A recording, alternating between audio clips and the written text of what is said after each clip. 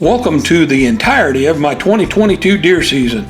You know, it was a quick one. We had a lot of fun, but it just goes to show you what good food plotting will do and how it moves the deer around in and during the rut and outside of the rut. Also, it's going to show you a lot about what weather does to them. You know, I didn't get to hunt a lot because the weather was hot and it was sticky early on in October, but you know, they were moving a lot at night, and the food plots. It was a great season, it really was. I don't know how many times I hunted, maybe 6 or 7 separate hunts, maybe. And it all just kind of came together for me. The truth is, the does and the bucks early on, like the first few days of season, were in that food plot heavy. They really were. It was cool for about the first 3 or 4 days, but I had hunted somewhere else. By the time I got back, well, the temperatures had changed and most of the daylight movement was turkeys. Make no mistake, it was that food plot work that made the difference. Many months later. So here came fall. It was time to mow the food plots, and we were getting some really good pictures of the bucks that were coming out in that food plot in the evening because it was warm, and I was hunting right up inside a pear tree. And a flashback. I knew better, but I went ahead and gave it a shot. Just a couple days after I'd got those pictures off the cards, and it was still the first week of October, and it was hot. It was hot every day. It was in the 70s, and it just was not good deer hunting weather. And this was my first hunt, the one deer and the turkeys. Oh well, plan B. 16 paranoia-filled days later. So I waited for about 3 weeks on pins and needles. I got a picture of that buck, and this was my first morning hunt, and it was cool, and it was November.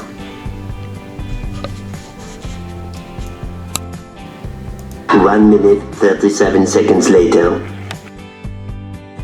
So it was just a few minutes, really, and out comes this little buck, and he's following these does, which is not uncommon around the 1st of November, and it's just the way it is, and they just go kind of crazy. And you know, I'd seen a few other deer that morning. I didn't even bother to pick up the camera, and they were going about their business, and these does wandered off, and I saw another small buck up in the woods. He was probably a little 8-pointer.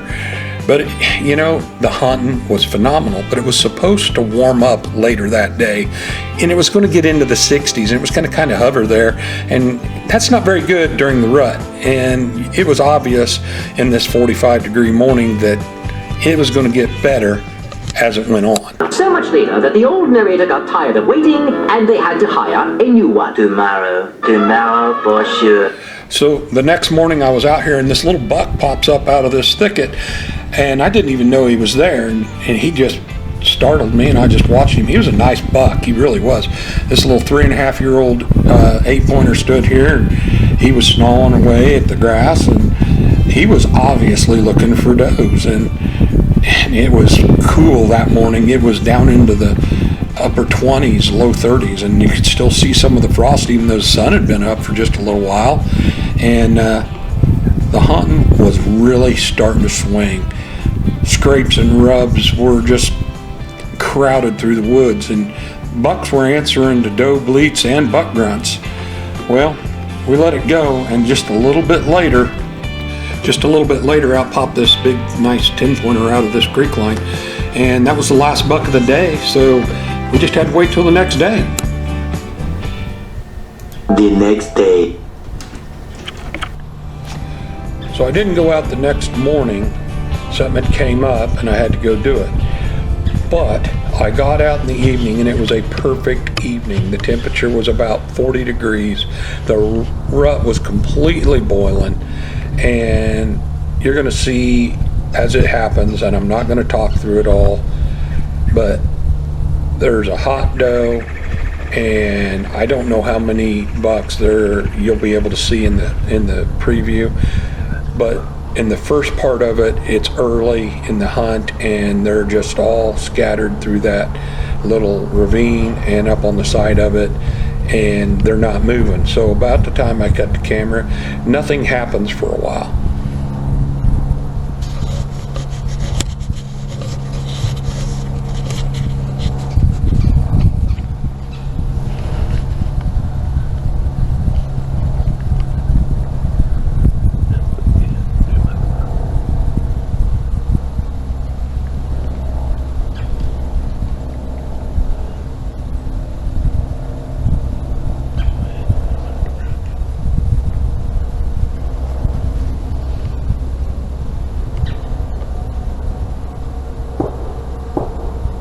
I just cut the camera back on because this big buck comes rolling in here, and he busts her and runs her toward the road. And I'm like, well, that's it. The other bucks kind of just stand there, and all of a sudden one of them spins and takes off, which is off camera, and I don't see anything else. Well, sure enough, you're going to see here in a minute, there was another buck in there. I heard some walking while the camera was off, and I hit a grunt call, and you're going to get to see it firsthand. One eternity later.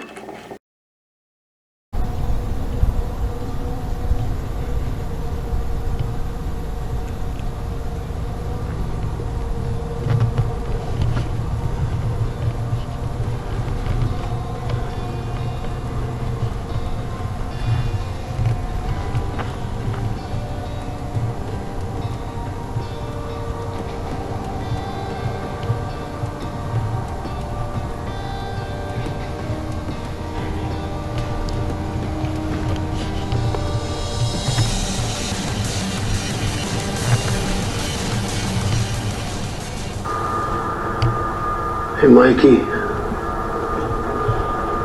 I'm about ready to punch that time card. Do it.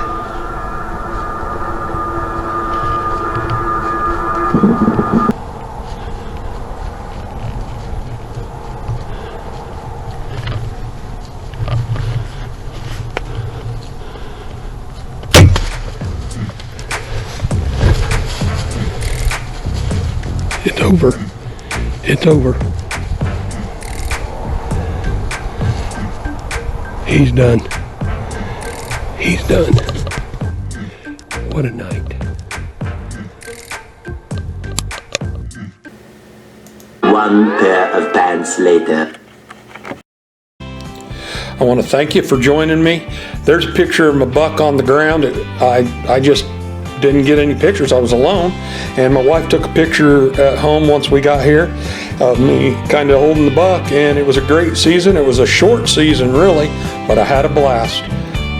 So once I got down and got everything down and walked over to him, checked him out, took a picture of him real quick, got home. It was a wonderful season. It was a great season. I hope you had as much fun watching it as I had having it. It was very short really. I didn't get a lot of hunts in. Stay tuned, some more hunts coming.